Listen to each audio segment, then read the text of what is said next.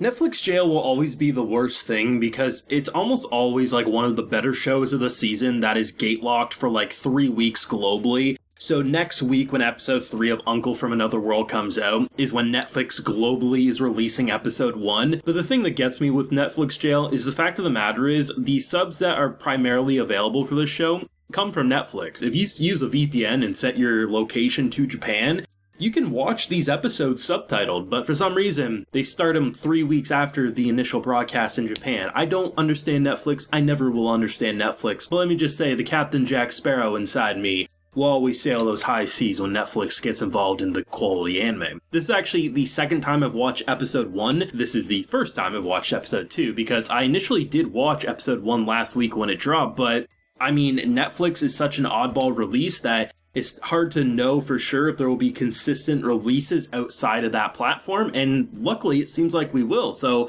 I think I'll be able to cover this one week by week, and given I think it's my comedy of the season, I'm a pretty happy camper for that. But with that out of the way, let me just say, this is an absolutely hilarious show that actually has a pretty dry sense of humor more often than not, but when the big jokes land, they leave me cracking up. I mean, this show, I think, is visually pleasing to look at. I love the presentation. I love the jokes and how you go from what seems to be, for the nephew, Takafumi, someone who's like, oh, my uncle was in a coma for like 18 years. Now he's finally awake. I'll go try to help him out. And uncle comes up saying, yeah, I was actually in another world for all that time. Who won the console war? Well, that's like one of the first things that pops out of this man's mouth after blabbering on about how he came from another world. I mean, initially, I'm thinking to myself, this man's full of shit. I thought initially watching the show, the joke was going to be that he's so deluded that he thought he was in another world, and he actually wasn't. And when he starts doing actual magic, that's when I knew this was going to be a golden isekai experience. I think it's such an interesting idea because reverse isekai, so the shows that you start, you get transported, you come back sort of a thing,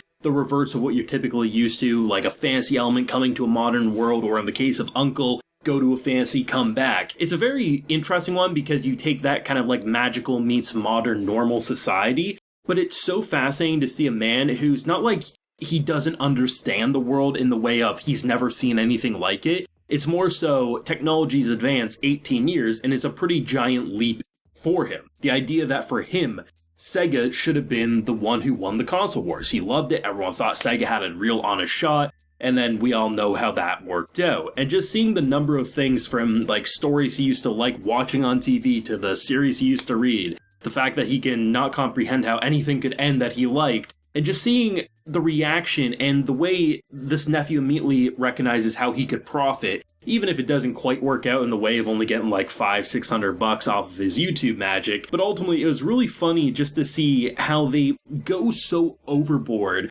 with the most simplistic reaction, but they have such fun with the visual flair to this show. You can look at the opening. They make it into a retro video game animation style. It's fantastic. It's fun. If the opening song sucked, which it doesn't, it's fantastic, but even if it did suck, I would still watch that opening just for the visuals alone. It's that good. But what's hilarious is that for Takafumi, it's almost like what his uncle went through is basically like an anime, because anyone who gets thrown into another world is going to basically navigate it better than this man probably did. He is so antisocial, he's so recluse, and just to see more and more like episodes of Uncle from Another World within Uncle from Another World as they'll be playing some games on their Sega, to then just seeing these moments because he doesn't recognize like who should be a love interest was just a tsundere, and hell, in episode 2 it's revealed he watched Ava, so he's a master of romance, and the boy couldn't understand the fact that he had a tsundere next to him all that time. And just seeing the numerous takes of like things that any generic normal isekai character would be able to navigate probably better than he did, and seeing how he basically fell flat on his face is fantastic. There's a moment in, I think it was the first episode, where he essentially proposes to a girl, right? Because he saves, he's like, hey, I don't want to be indebted, take this ring, he's on one knee, puts it on her, and I mean, the girl's flustered as hell, like, shit, I mean, that's your love interest. And then when they get to the next town, he sells that ring, gives her the money, and skedaddles. And I'm like, this show is just genius with its comedy design. And I love how it looks, because there's so many styles going on. Initially, when I saw the trailer before the first episode dropped, it gave me an almost like motion comic, motion manga design, but it looked like it wasn't going to be what you're typically used to with that art style and barely any animation. Thankfully, Uncle has fantastic animation for what it's trying to be. It's not jaw-dropping, it's not Sakuga galore, but it's a consistently moving show without that janky, okay, you're just trying to be a motion comic and there's hardly any animation. No, it's animated as well as it should be, but I think the star is the absolute art style, and especially for me as a background junkie, I love the way the backgrounds are detailed. There's almost a pattern effect applied to everything in the background. Like, you can look at a shot like this, right? It looks like there's a pattern applied, and it gives it a very unique and distinct style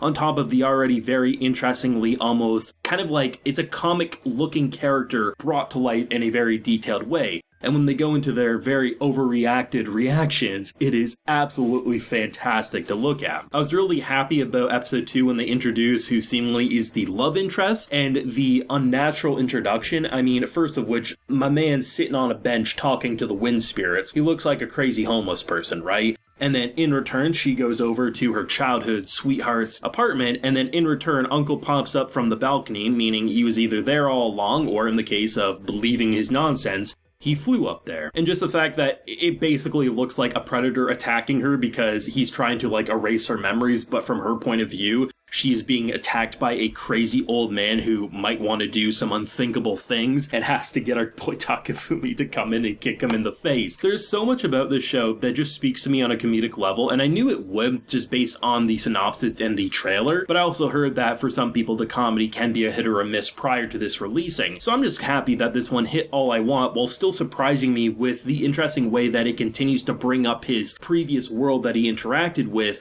and seeing how much further and further he can disappoint us with some of his actions. Like any normal quest that you would need to bring someone along with you, you go and slay a dragon and don't need her at all, and then in return you're just naturally forgetting about all these simplistic things that you could probably make your life a lot better and a lot more happy. But of course, this man, because he's called Pigface, every time he pops up into a village, he gets in a fight with the villagers. It is absolutely hilarious. I mean, there's a lot of isekai, a lot of fantasy shows that come out every season, and I honestly think this season is, for the most part, hitting them out of the park. There's so many that you can watch. But in terms of pure comedy and trying to break the mold, this is probably the most different one that is airing right now, and I think one of the most must-watch series out there. And seemingly it shouldn't be too hard to get a hold of subs, given the fact that even if Netflix is holding them out on us, they're pretty easy to obtain. Even if you don't use a VPN and go to Netflix, you can sail those high seas and find them elsewise. I'll leave it up to your imagination of what that means, just for safety reasons on the old YouTube platform. But I love this one. I'm excited to see where it goes. I think it's hilarious. I think the voice actors do a great job, and the presentation, I think, is refreshing alongside an already refreshing premise, so it's kind of like the best of both worlds. But thoughts down below, what did you think of the first couple of episodes, and are you going to be checking out episode 3 when it does officially release next week? Let me know. Be sure to leave a like if you enjoyed, and subscribe if you're new around here.